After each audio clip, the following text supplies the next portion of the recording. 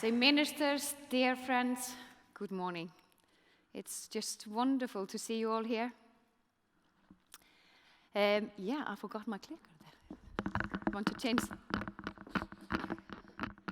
It's better to be able to change the slides. 20 years ago, I went to my first public health conference. And what fascinated me the most was the promotion of mental health. I had studied psychology, hadn't learned anything about mental health promotion. But there I really found my path.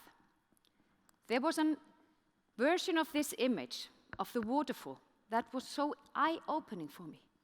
Yes, of course, we need to be working much more upstream.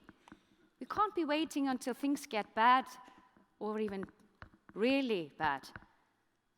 We need to work upstream. Not only because it's good for our economy, but it's better for our well-being and the quality of life. It's important to prevent, and it's even more important to promote health and well-being. And how do we do that? We need to create the environment that supports the promotion of health and well-being. I looked around there and I was looking for other psychologists, and there weren't many. So I asked, where are all the psychologists? And I was told, look for positive psychology. And that's what I did. When I went to the first positive psychology conference, I really felt at home. I was just amazed meeting all those people who were as passionate as myself, asking those questions. What makes life worth living? What makes a good life? How can we flourish? And the most important one, how can we live a good life despite all the challenges that we face? So I knew at that moment I wanted to bring all of you to Iceland. I really wanted to bring those two worlds together. The world of public health and the world of positive psychology with a shared aim of the science of well-being. So today, that dream came true.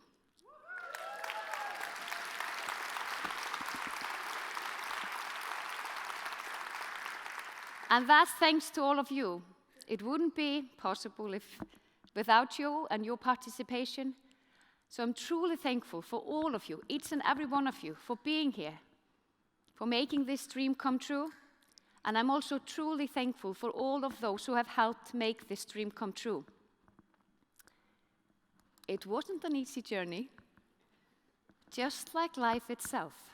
It's been full of challenges, and it's the key, how we face the challenges.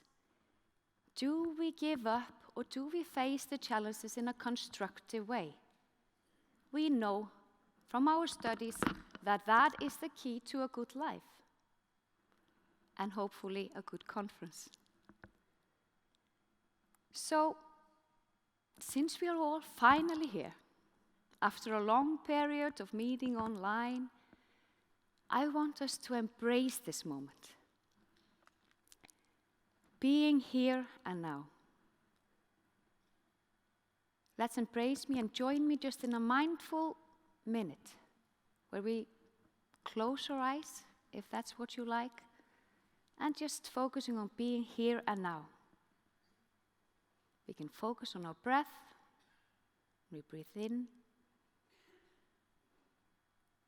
and out.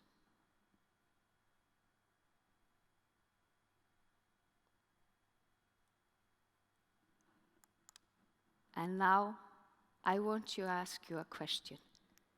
Why are you here? And more precisely, why is it important for you to be here?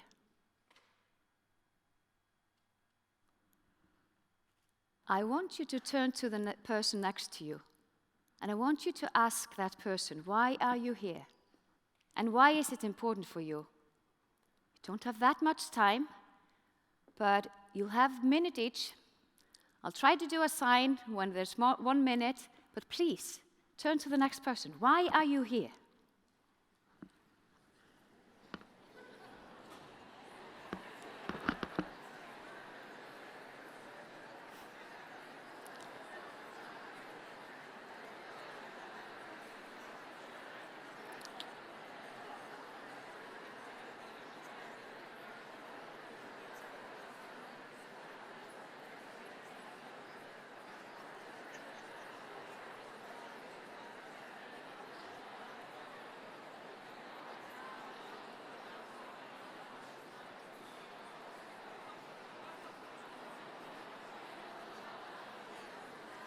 You may shift roles.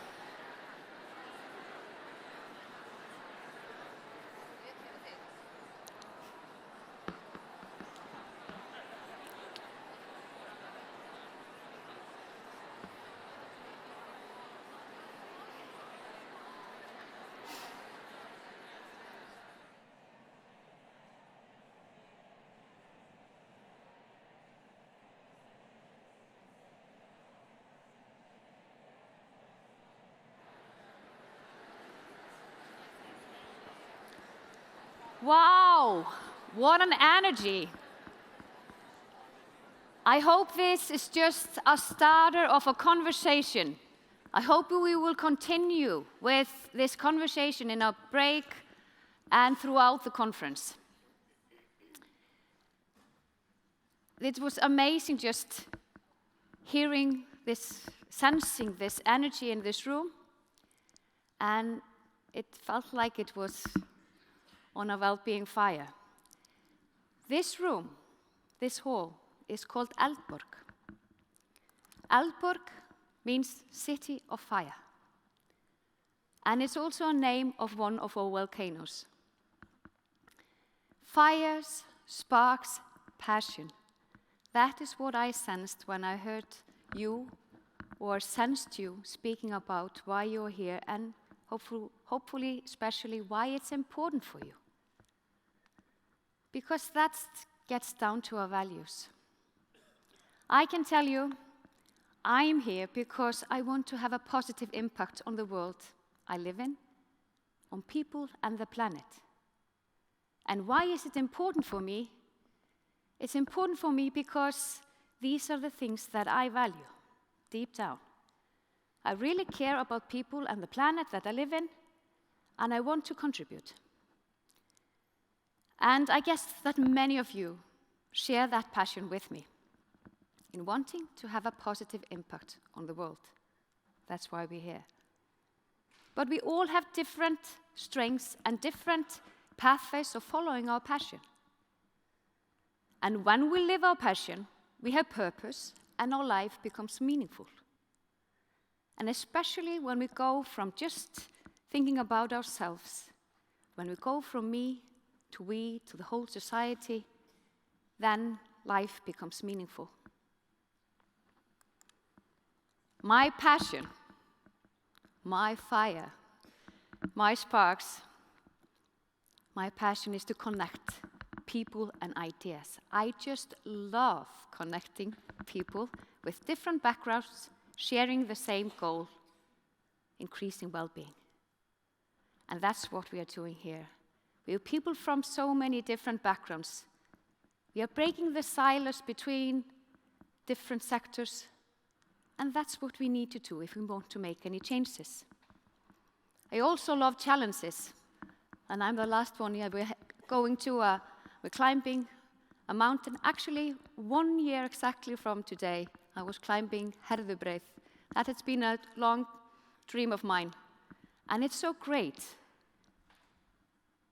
when we really get those challenges and those dreams come true, either climbing a mountain or organizing and having a conference.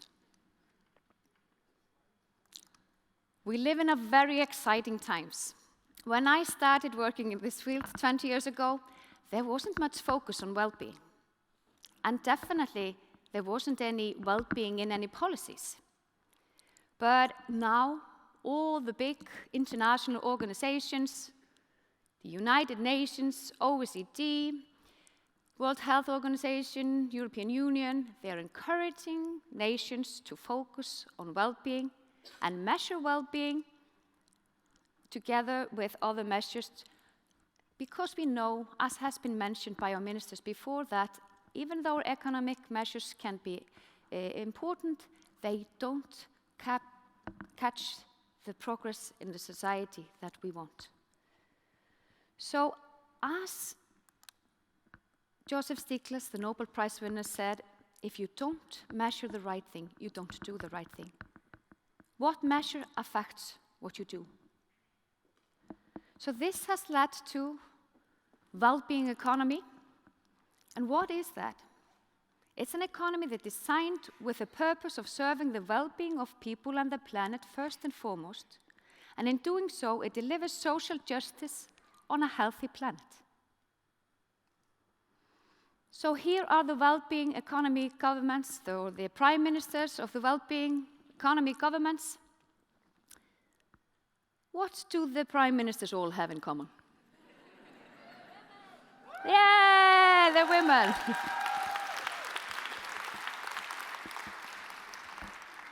Why are there only women? I don't know. But I know for sure that limiting women's rights will never benefit people nor the planet.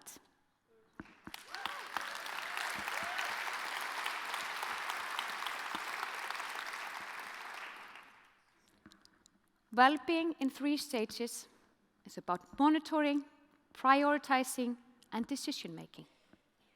We, at the Directorate of Health, we do monitor health and well-being and some determinants of health and well-being monthly. And we have found that that is very important during challenging times. It's been really important to be able to look at the well-being of the population throughout the pandemic, looking at how our interventions do affect. And it's not always as we thought. So it's important to measure. It's important to know how we're feeling. If I will just try to sum it up, what are the trends in these last years? There are 2 things that stuck out. There is less happiness, and there is more loneliness.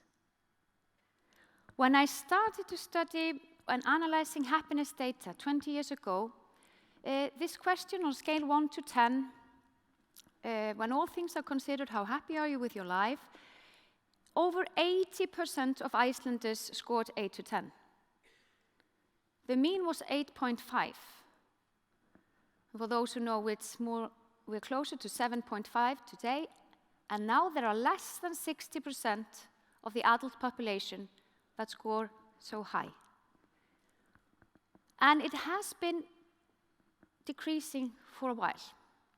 I did study especially the impact of the economic crisis, and there was a little drop there, and then we went up again. But we do see significant drop during the last 2 years. And we see more loneliness. We started monitoring loneliness in 2016. At that point, we thought that the highest prevalence of loneliness would be among the elderly. We were not right.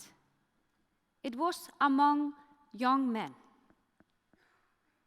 And they had much higher prevalence of loneliness than women. During COVID, the women catched the prevalence of the men. They are as lonely now. So the increase in loneliness during COVID-19 is mostly among young women. And we need to understand also why. When it comes to happiness of adolescents, I found out when I was studying the impact of the economic crisis, yes, the happiness of the adults went down, but the happiness of adolescents went up. And that surprised us then.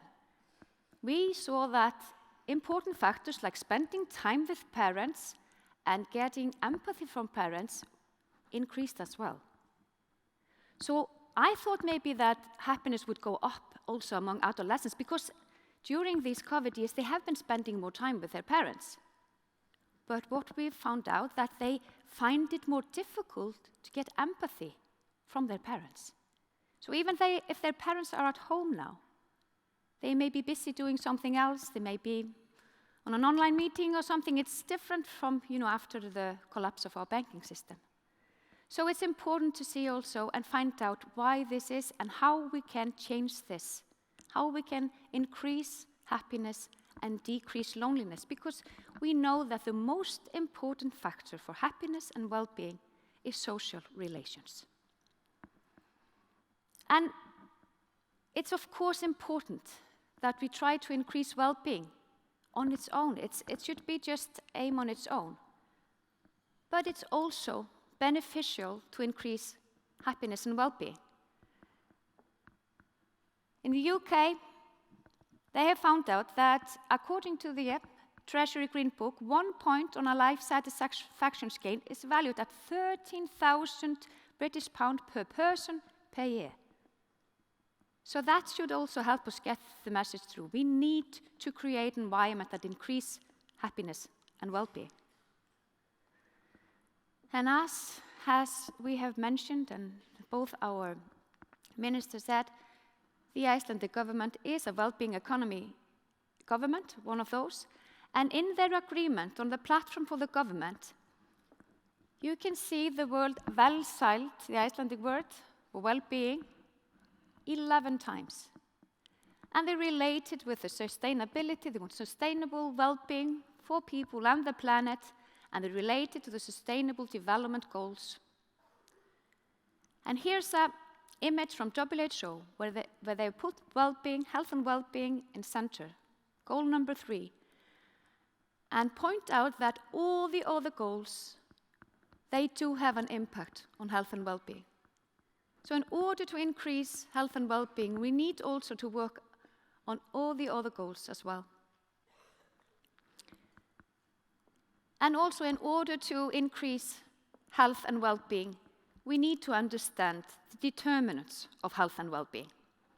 And here's an upgraded version of the Dahlgren rainbow about the determinants.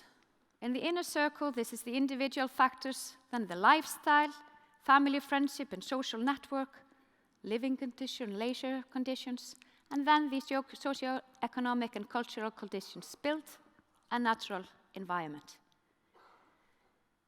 It's so often that we hear that health and well-being, it's all upon the individual, the choices the individual make. If we do think, and if we do believe that, we miss out a lot of information. The choices that we make, they are so dependent on the environment that we live in. We do not all have the same choices.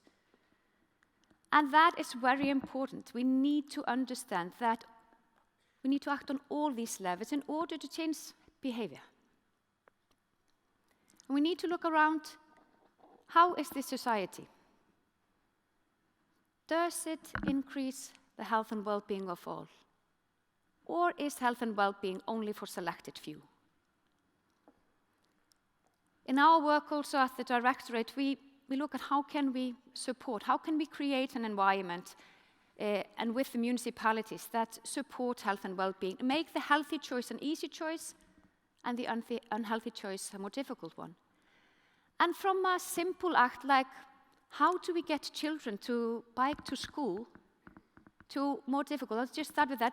I mean, it's not just the decision of the child. The child needs to have it has to have the interest and skills, needs to have a bike, the parents' knowledge and financial capacity to buy bike and helmet, and then the schools, they must allow cycling and secure the bicycles while they're there, and then there's also the municipality and the national government. And we can also go to more complex things. And here's an analysis on all these stages of how Icelanders managed to decrease the youth drinking. As many of you know, in 1997, we had the highest prevalence of youth drinking in Europe. We now have the lowest. And it's no magic, no quick fix solutions. We worked on all levels, the state, municipality, schools and youth centers, parents were had a key role there, and then, of course, youth themselves. And this approach is what we need in order to create the world we want to live in. And that is the approach that me and my friends who wrote this book, Creating the World We Want to Live in, have used in that book. In the end of every chapter, we have some ideas for action. And here are some of the ideas for action and what is needed to promote a flourishing society. There have to be some actions from the government, from the municipalities, communities, the citizens themselves, families, and of course the individuals.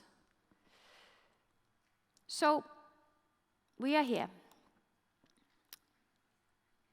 focusing on health and well-being for all. We've been learning from the past and we're heading for the future. We need to learn from our earlier successes to find out how we can tackle the challenges today in a constructive way. And if we manage to do that, I do believe that we can create the world we want to live in and reach well-being for people and the planet. I want to quote Jane Goodall here. You cannot get through a single day without having an impact on the world around you. What you do makes a difference, and you have to decide what kind of difference you want to make.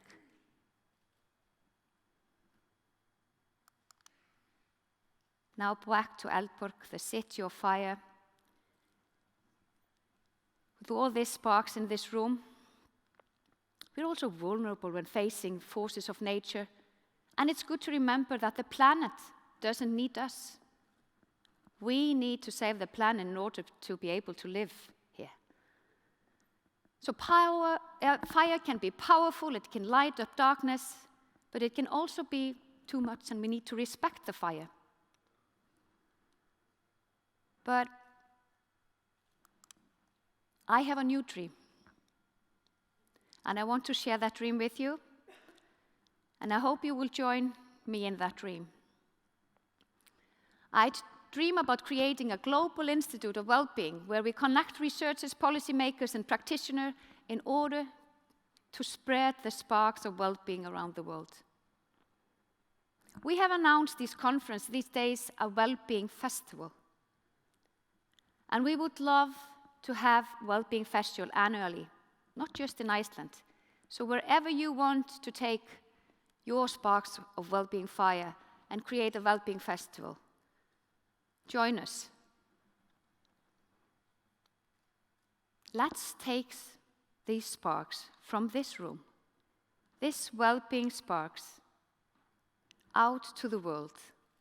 And then I do believe we can create the world we want to live in. Thank you.